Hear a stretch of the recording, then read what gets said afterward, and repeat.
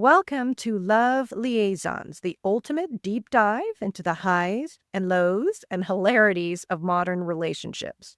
I'm Kathryn. And I'm Marina, and we'll be your love liaisons. So pour yourself a nice glass of wine. Or a hot cup of tea, and let's dive in. So, Marina, we got a lot of feedback on our last episode. Are we dating the same guy? Yes, we did. So we definitely need to get our tea and wine ready for today because we've got a lot to talk about. So, what are you drinking? Well, after what we're going to be talking about today, I have my well-rested tea because I think I'm going to need to get some good rest. What are you drinking, Marina? Yeah, I think the wine that pairs best with today's episode is Menage a Trois red wine. It's a red blend of 3 different grapes. So we'll see how that fits well with our episode today. It fits very well, pairs well. Yeah. So you mentioned we got some feedback from our last episode, which was about Are We Dating the Same Guy Facebook page. And one of the things that I noticed after going back on the Facebook page is that it's being trolled a lot. There's a lot of joke posts. And one of the funniest ones I even saw was a post featuring a younger picture of the hip hop singer Drake with a posted message of somebody pretending to be the mom of a 16-year-old girl asking, should I let this guy date my daughter, who is clearly a minor? So if you all know about... Unbelievable. The rap battle that's been going on between Drake and Kendrick, somebody decided to troll, are we dating the same guy? So what have you heard? Well, I got some feedback, and of course, everybody's names, they're going to remain anonymous out of respect for them, but just saying that they saw the pros and cons and that why is this person putting this person on there, or I had one lady say to me that she had posted something about a young man and that I guess the wife or something like that said something to her partner. There's so many. I had another one who said that she doesn't understand. She thought the group was supposed to be supporting women. And another woman went and told the person that the person had mentioned, saying, hey, don't date this guy. So she was really concerned about the validity and are people getting into this group? Are they not being vetted properly? That could potentially harm other women when it's supposed to be supporting them. Yeah, so everybody I know has had a reaction to this episode and to the Are We Dating the Same Guy site. In fact, I wanted to share a little bit of a story of an acquaintance of mine, who I'll just call Jay, who's honestly the ultimate Are We Dating the Same Guy?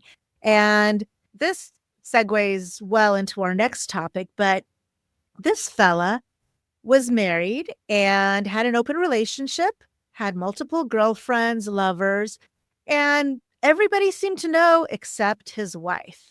So, which is the problem. So he had several girlfriends and lovers, each thinking that she was the only mistress or the only side chick. So they knew that he was married and they knew his situation.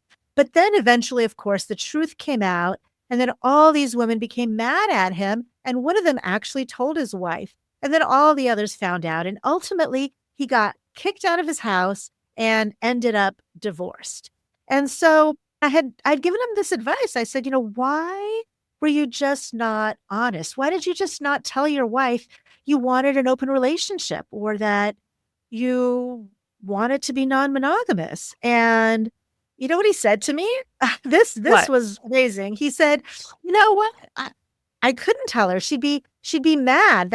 She'd be really mad at me. That's not what she wanted. Well, you won't believe how mad now, isn't it? Yeah. Well, you won't believe how mad she was when she found out. I mean, it was a total scene like out of a movie. She threw out all of his stuff. It was like a yard sale on the front lawn. And ultimately, it's better to tell the truth and ask for what you want in the beginning because you give the person a chance to take it or leave it. a lot of people are fearful of what will happen, but it really then is just selfish. But this kind of reminds me, and I got to do this because I got to sing a song, but it kind of reminds me of that song by Lou Bega, a little bit of Monica in my life, a little bit of Erica by my side, a little bit of Rita is what I need. You know that song? Oh, yeah. And that describes this guy, Jay, to a T. He had a little bit of everybody in his life and then ended up with nothing when they all found out. But, today we're going to talk about the myth of monogamy. Is monogamy a myth? Are people still monogamous? And the potential antidote to this, are we dating the same guy or cheating, which is ethical non-monogamy. And so the part that was missing from this story with my acquaintance was the ethical part. And that's really what our episode is going to be about today. Yes. So, Marina, share with me, because I'm not overly familiar, although I have some experiences, which I'll share as pretty funny, some stories, but I'm not overly familiar. So tell everybody that's listening what the types of ethical non-monogamy there are and how this works. Yeah, certainly. So ethical non-monogamy, or abbreviated ENM, is somewhat of an umbrella term for being honest about not having monogamous relationships. And it's a relationship style. And there's a spectrum of ENM. There's different forms. Many of you may have heard of polyamory. And this is where people actually have multiple loving relationships with consent. And they may be, instead of in a couple, in a throuple, like 3 people, or maybe 4 people, but they're actually in a relationship with each other. So it could be 3 partners. This could be a man with 2 girlfriends or a woman with 2 boyfriends.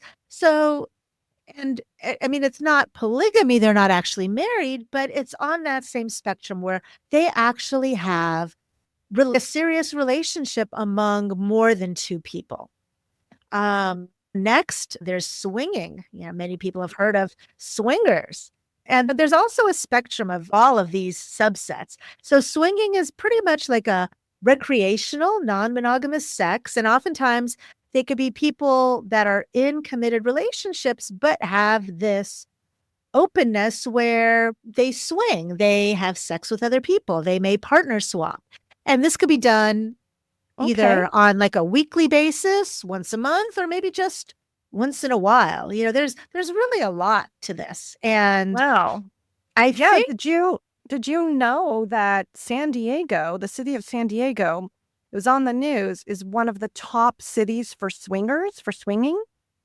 Yeah, I actually, believe it or not, I actually did know this. I lived in Del Mar some years ago, and a friend of mine who had really kind of grew up in San Diego actually told me this, and it's especially really popular with the North County types. So even though that's really not my thing, but I did know that it's really popular here. So when I started noticing ENM as a relationship style, that sort of made sense.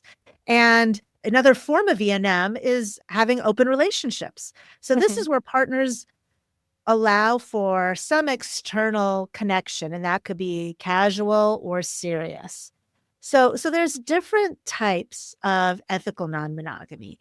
But I have to say, the first time I heard the term ENM was actually a couple of years ago. I was here in San Diego. I was dating a guy in San Diego. We met online and we had a really good connection. We went out a couple of times. We had great conversation, great chemistry. Everything was wonderful. And then he started to go distant. He didn't ghost me, but he just wasn't asking me out so much anymore. So I wrote him and I said, "Hey, I'm surprised not to hear from you. I thought we had a really great connection." And he wrote me back and said, "Yeah, you're right. I just think we have different relationship styles." And I didn't get it. I thought, what do you mean by that? Like, I literally was clueless. And he texted this to me. He said, "I am ENM, and I don't think that you are." And I had never even heard this acronym. So luckily he texted it to me. So of course, what did I do? I asked Uncle Google, Why didn't he tell you in the beginning? That's a great question, because I had to Google just what is ENM, and I was like, oh, that stands for ethical non-monogamy. I see now. If So he's he would, E&M, he should have remembered the E, the ethical, and told you in the beginning instead of getting what he wants. And now he's like, oh, by the way, by the I'm in an way, ethical, non-monogamous, and I don't think you are. So that's very interesting. He forgot the E. yeah, yeah, he forgot the E and happened to tell me before too much time went on, but we'd already been on a couple of dates, and honestly, I liked the guy. So yeah, he was right. I personally don't identify fully as ENM. And I've also seen people labeling themselves on dating sites. They will just straight up say, hello, I'm a 40-year-old male, blah, blah, blah. I love dogs and ENM. So people will just put that out there, like on their dating profile. Well, You they know, kind of should. like must like dogs and be ENM. You How? must like dogs and be open to me having sex with multiple people. Okay. Yeah. So that's the ethical part of it. And we're going to talk about how that actually can be a helpful antidote to all of the cheating and infidelity that we see that leads people to go post their partner, their lover on, are we dating the same guy? If folks were just open and let their partner know, hey, I'm interested in a non monogamous relationship and let's decide if that's right Mhm. for us. And then they have to take the chance if the other person is going to say yes or no, but they at least give them a chance to take it or leave it. When they don't, then that's where all of the infidelity, cheating, and upset comes into place, because now you've got at least one person who's under the assumption that they're having a monogamous relationship, only to come to find out that they're the only one that's under that assumption and they weren't given the information. Well, right. I think that though that there's many parts to this, right? So you have the monogamous relationship, the ethical non-monogamous, and as you said, an antidote to possibly, less infidelity, being honest. But this goes back to people being honest with themselves. Are they just needing a warm body next to them so they consent and they say, sure, I'll be an ethical non-monogamous relationship, but ultimately that's not what they want. And then, so there's that. And then there's the jealousy part of it. I have a story of someone, and of course, all of these people go nameless, where he was in a relationship with someone and it did not end up going well. All three parties agreed, but then this person was spending more time with this person. And then she started getting jealous, and it ended up not being a good situation overall that they had to get out of. But there's a lot Mhm. of people that have these great relationships and it's their lifestyle choice and they're happy, right? So let people be happy. There's so many unhappy people out there. I think people need to sometimes mind their own business a little bit, as long as nobody's being harmed and everybody's being ethical, as we say. But, I think there's many, many parts of this, whether you're in a monogamous relationship or a non-monogamous relationship. Are people being true with themselves as to what they're looking for? And what I'm Yeah. saying? Yeah. I think that's where, as a society, I think we have a lot to grow. One of the things that you and I talk about a lot, because we've both traveled pretty extensively outside the US, and both of our heritage comes from Eastern Europe. We've traveled in Europe, we've traveled in Asia, other parts of the world, where cultural mores, beliefs about relationships, and expectations are quite different. And so I actually have to go back a little bit. First time I really heard about non monogamy, well, the first time I heard about the term ENM was from that guy that I briefly dated. But this was years ago. I was actually teaching a class on family therapy and couples therapy at a university. And I had an exchange student from Scandinavia. There were a couple of students we had from Sweden and Denmark, and these young women, they wanted to do a presentation about non-monogamous relationship styles for the class. And one thing that they shared with me is that this is actually really common among young people in their country, in Scandinavia. It's really common that there isn't this assumption that, like there kind of is in the US, that you're going to be girlfriend, boyfriend, boyfriend, girlfriend, or, girlfriend, girlfriend, whatever. There isn't this assumption that you're just going to be monogamous in your relationship right from the get-go, that the young people there, they date, but they date more openly.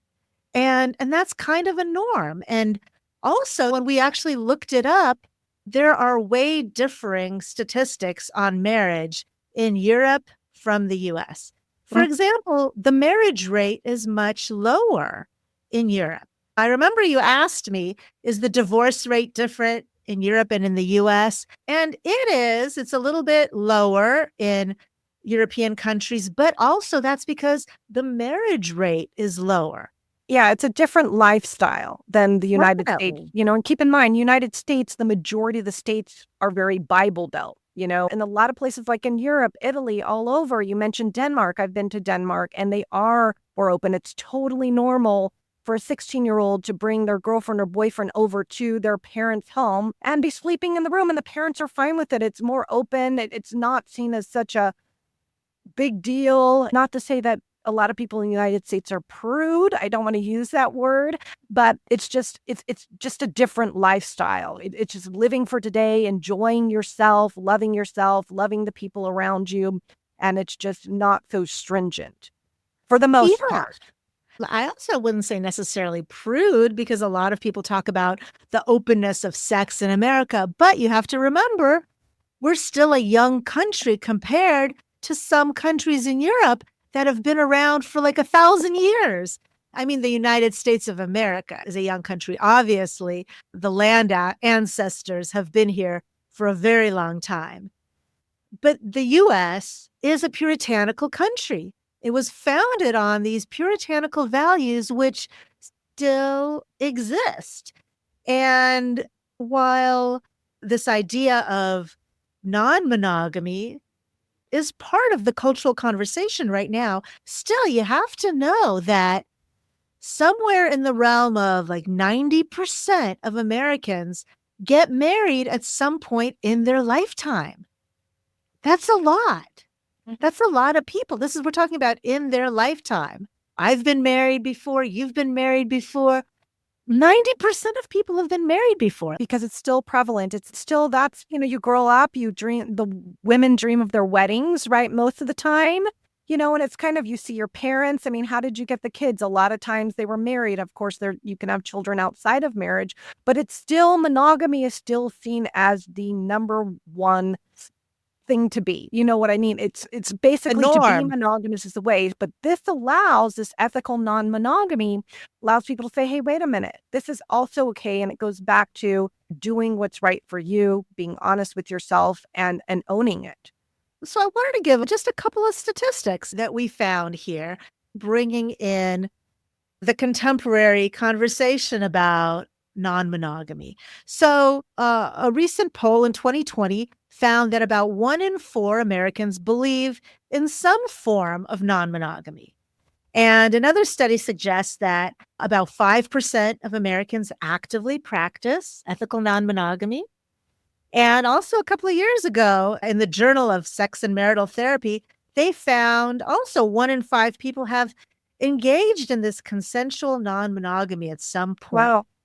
So we're talking about not a huge percentage that actually practice it, somewhere in the realm of between 5 to maybe 20%, depending on how they really define it. And it's also something that I hear more and more, because I do work with younger adults, folks that are under 30, think that this is definitely a trend.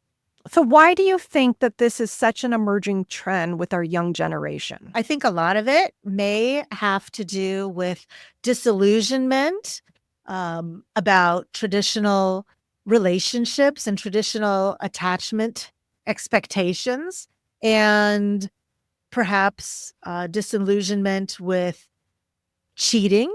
some people actually do feel that monogamy may be a myth. Even my family lawyer, even he said he did not believe in monogamy. And this was a middle-aged Oh. man that has a family law practice. He deals with divorce and custody, and himself, I think, was on maybe his second or third marriage. So that's why he's dealing with divorce every Yeah, day.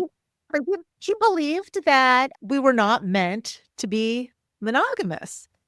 I have an acquaintance who shares that belief as well. It's a different acquaintance. He wasn't able to join us on the show today, but really shared his story with me in great detail. We talked for about an hour, and I'd known him for a while. I'll just call him D. And he also really believes that we as humans were not meant to mate for life. He said, in fact, there's only a couple of animals that mate for life.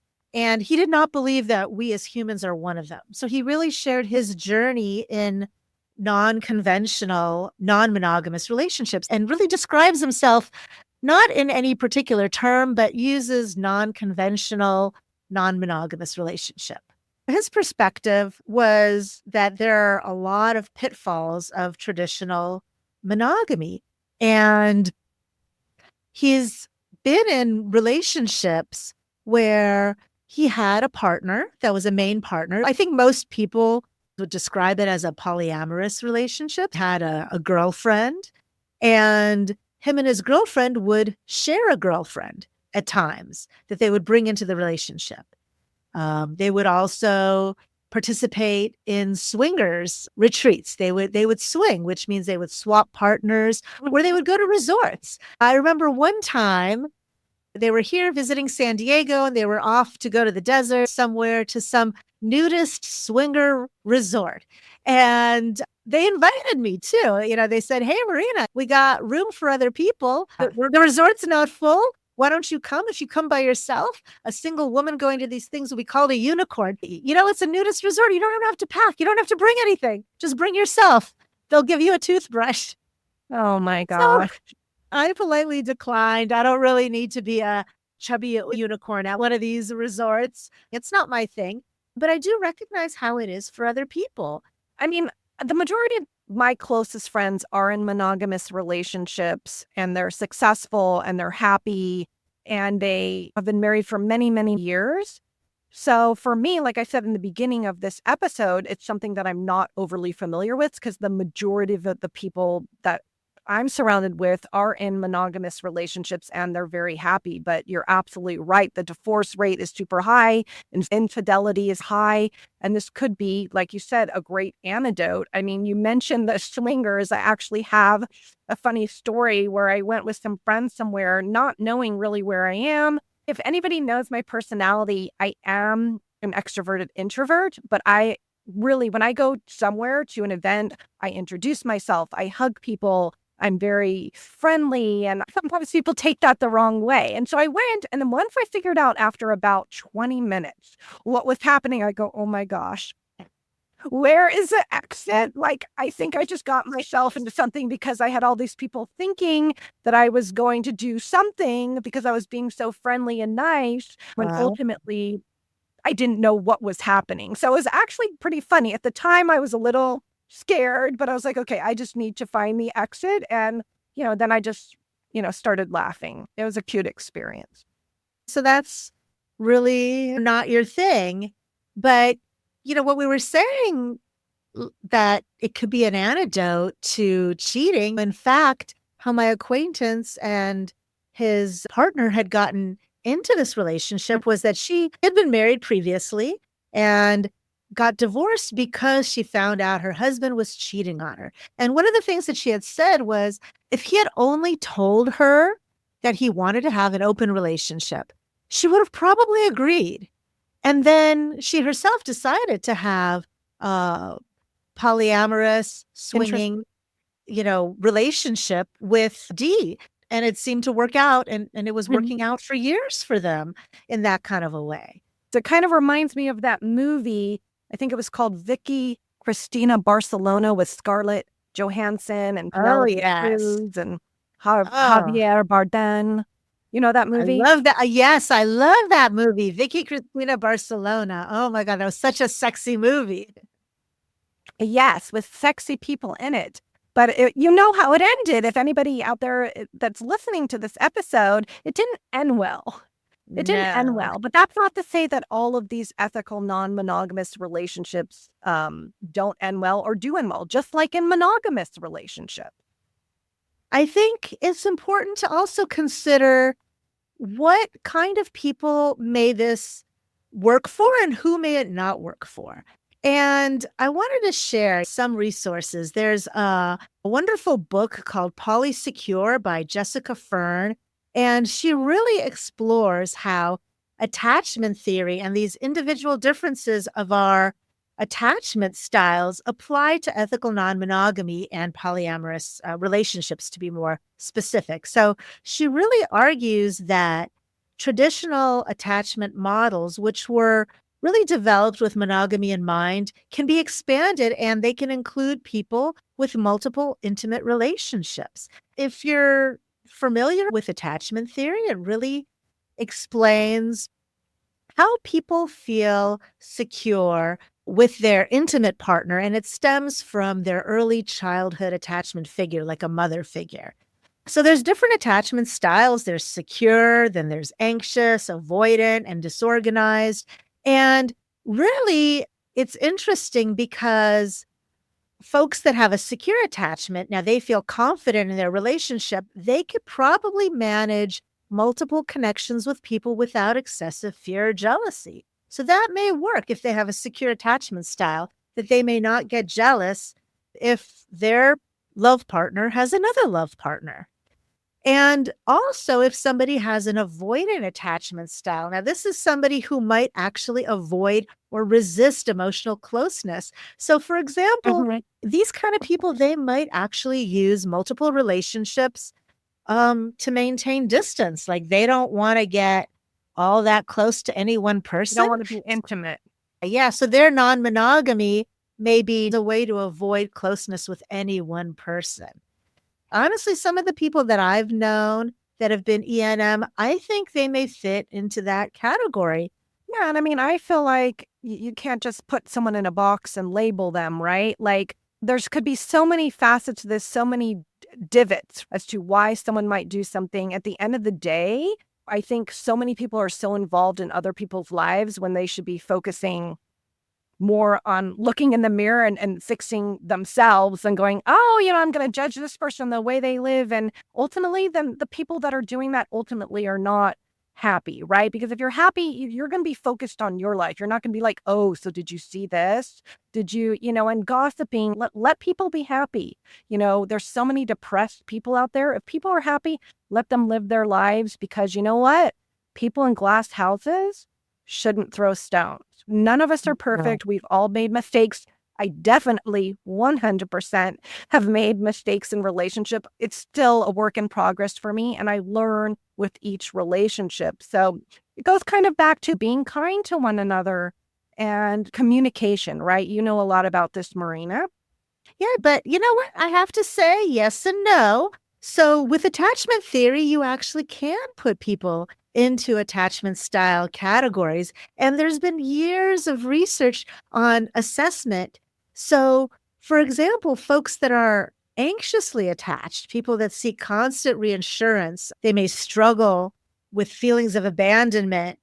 Those people may not be a good fit for a non-monogamous or polyamorous lifestyle because they'll constantly wonder, oh my God, is my partner in love with somebody else? They're like looking over their shoulder. Or folks that meet criteria for a disorganized attachment style where they have like a mix of anxious, avoidant. This could lead to so much internal conflict that they don't even know what they want. So I think that in some ways, yes, people can be put into categories for attachment styles. But then again, we can't really judge or label And people change. Well, some people. Exactly. People can change and they can change depending on their partner as well. There's a lot of assumptions about ethical non-monogamy. And the one thing that's true is that folks that are in ethically non-monogamous relationships, polyamorous relationships, they have agreements and there's a structure to it. It's not just, oh, anything goes and everybody's sleeping with everybody all the time. No, they have agreements. All relationships have some sort of spoken or unspoken rules. And here, you're not violating an expectation of monogamy, which is what leads to affairs and all the distress surrounding that. But there's still some sort of intentional structure that can help foster attachment security. So instead of relying on exclusivity, people develop some sort of relational resilience, trust, reassurance, and, some personal growth. Yeah. And having said that, we're talking about monogamous relationships, ethical non-monogamy. But there's also another option. And this is what we're going to be getting into in our next episode about being single on purpose. There is nothing wrong with being single and loving your life. I think you mentioned that somebody came up to you and said, "Why are you single?" And I've had this too. And my answer is always, have you seen the men that are out there? Now, there definitely are wonderful men. I just say that because that usually shuts them up pretty quickly. They'll go, oh, yes. But yes, that's what we're going to be talking about, being single and why more and more people are choosing that over being in relationships. Definitely. I can't wait to talk about that one. And this time we've been really debunking these misperceptions about ENM. And I'd like to debunk the misperceptions about women being single and being happy. Or men. Or men being single on purpose.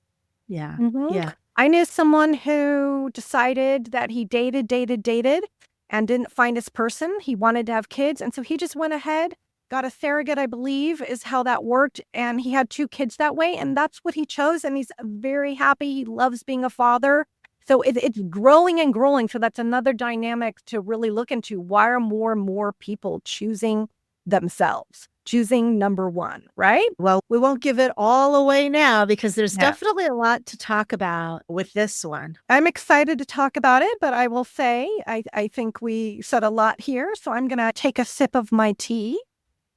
Oh, and I'll have a glass of my wine here. And definitely, I wanted to leave you with some other resources as well. We talked about, ethical non-monogamy. We talked about Polysecure by Jessica Fern. There's also another well-known book. It's called The Ethical Slut, which really redefines what it means to be a slut and talking about slut positivity. And in terms of ENM. So there's quite a lot to talk about. Enough for a full bottle of wine here. So I'm definitely going to have another little sip of my menage a trois blend here. Yes, because, and I don't know, you had mentioned you're not sure how everybody's having so much sex. But I said, wait a minute, they may not be having so much sex. They're just having multiple partners. But that's why I said, I need to drink my well-rested tea, because if I think of myself in this, I'm like, oh my gosh, my body parts are getting a workout. But you know what? We talked about sex addictions and all these things. And some people are just very, very sexual, bless their souls. Some people have said that I'm that way. And, it really goes back to, like I said, doing what's right for you. And that's what, we're all about on Love Liaison. So I'm going to take a sip of my tea. And I'm going to have another sip of my wine just thinking about what you said. Keep sexing. No, I'm kidding. Okay, keep sipping. Keep loving. Keep laughing. And cheers for now. From your Love Liaisons.